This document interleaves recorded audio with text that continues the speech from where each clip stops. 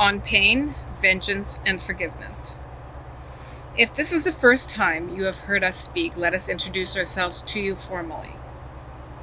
We are a collective group of beings in the non-physical who have access to everything that has ever been thought, said, or done in this world and all others. We are an encyclopedic reference, if you will, able to tap into this information at will. We call ourselves all that is, appropriately.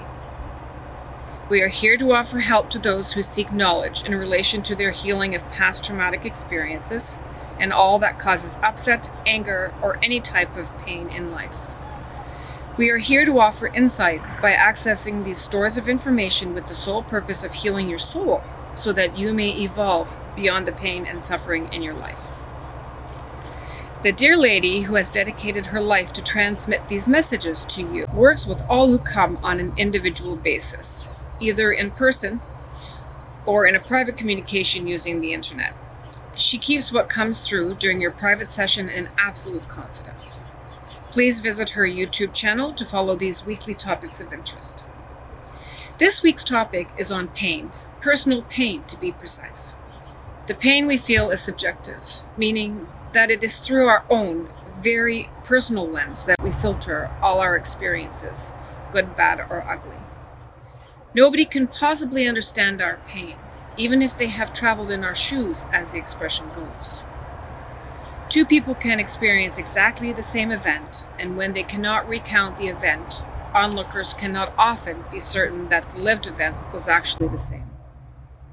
We filter events in our lives entirely differently, as no two people are the same, not even biological twins. Therefore, how can we judge another? Our Lord Jesus Christ experienced trauma at the hands of those who believed that they were right in ridding society of a Jacobite, someone who had no place among them. They felt justified in doing so. They had no idea that crucifying him would lead to creating in him a martyr, and that this very act would immortalize him and all his good deeds for the rest of time immemorial.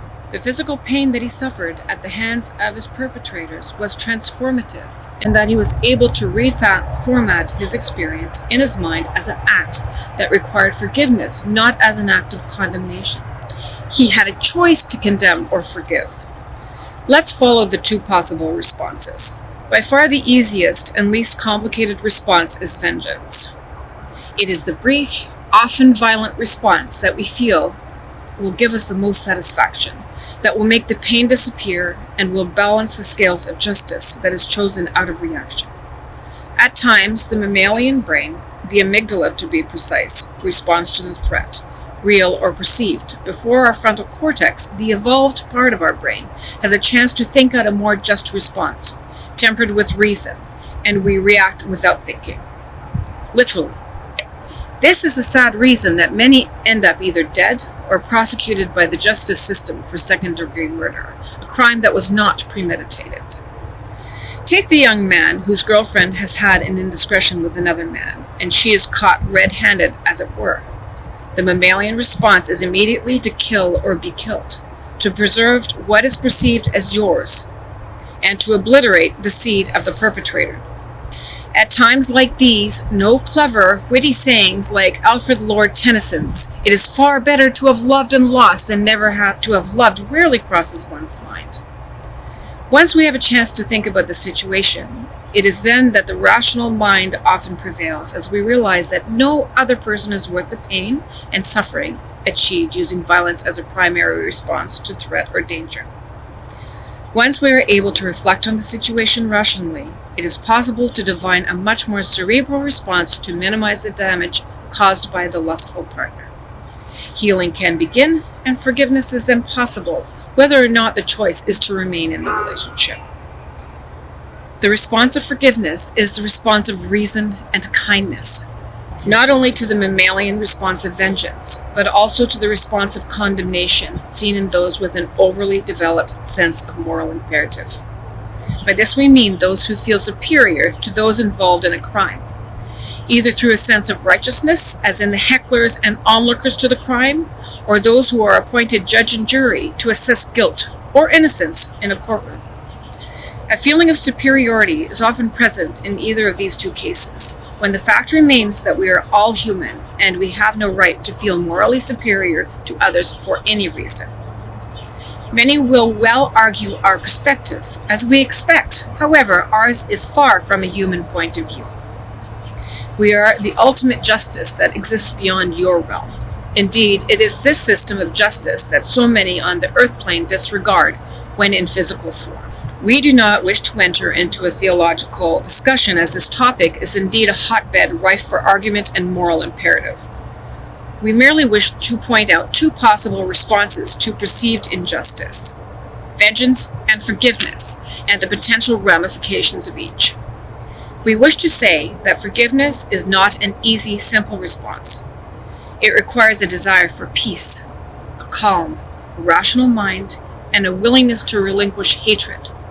First, for the sake of the one who feels harmed by another's action, and then for the one who committed the harm. Forgiveness of another does not mean allowing the person to harm us again, or giving them another chance to do so. It means letting go of the pain caused and getting on with the business of living life to its fullest potential, so that the memory of the incident does not consume or cause further harm or bitterness in one's heart. We are not suggesting that forgiveness is easy, certainly not, but it is the highest choice, and the choice that allows healing and a chance at a bright future, regardless of the crime committed. Jesus' choice to accept persecution and the horrendous act of being nailed to a cross required an act of forgiveness. It is this very act of forgiveness that has immortalized him as the figurehead of Christianity for the last 2,000 years. Forgiveness is the light saber that can conquer the dark force of hatred. Wield it with kindness, wield it with love, wield it with wisdom. If you wish to conquer your own darkness within, kindly get in touch with Suzanne, and we will be happy to further enlighten. With this, we end this discussion. All that is, and Suzanne Irwin.